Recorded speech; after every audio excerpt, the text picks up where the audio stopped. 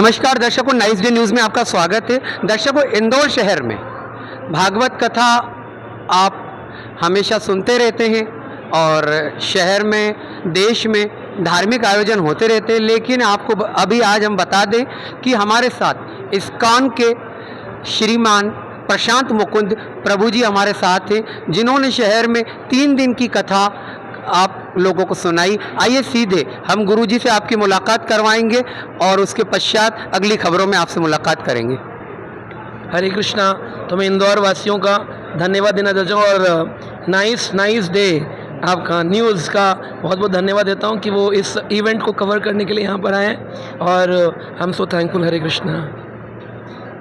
गुरु जी, सर्वप्रथम तो 3 दिन की भागवत सभी वैसे तो देश में भागवत कथा अलग अलग भगवताचार्य से सुनते रहते हैं, थोड़ा आप भगवान कृष्ण के बारे में 2 शब्दों में कहें, उसके बाद अगले प्रश्न की ओर चलते हैं। देखिए, भागवत मैं पिछले 20 वर्षों से कर रहा हूँ। भगवान की, हमारे गुरु महाराज की कृपा से इस्कॉन के बैनर के अंडर मैं पूरे वर्ल्ड में भागवत करता हूँ, ऑस्ट्रेलिया, दुबई और भारत के विभिन्न धाम क्षेत्रों में।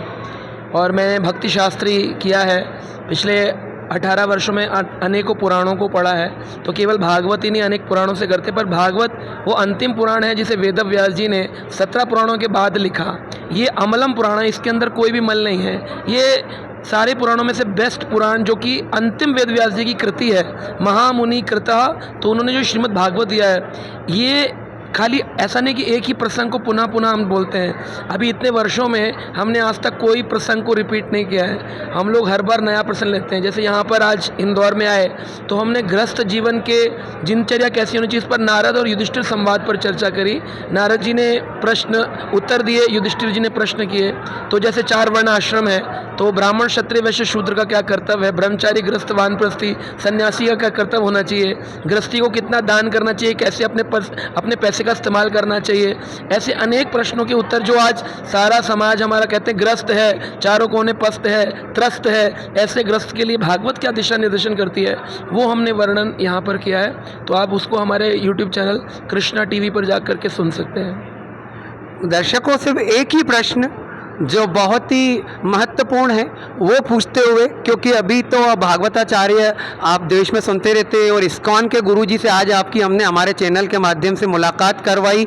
और गुरुजी, वैसे तो आप अभी तो सिंगल परिवार ने जो आयोजन करवाया है भागवत कथा का, उसमें आप आए हैं, लेकिन ज़्यादा बात अपन पॉडकास्ट में करेंगे चैनल के। लेकिन एक प्रश्न कि धर्म के अंदर कंट्रोवर्सी आ गई, उसके लिए आप क्या कहेंगे? देखिए, धर्म में कंट्रोवर्सी कोई भी नहीं है। धर्म में कंट्रोवर्सी नहीं होती, लोगों की मानसिकता में कंट्रोवर्सी होती है। जैसे कि आज हमारी सरकार ने कुछ नियम बनाया कि रेड लाइट पर आपको रुकना चाहिए, आपको हेलमेट पहनना चाहिए, गाड़ी में आपको बेल्ट लगानी चाहिए, ये रूल्स हैं। तो शास्त्र कहते हैं धर्मम तो साक्षात भगवत प्रणीतम।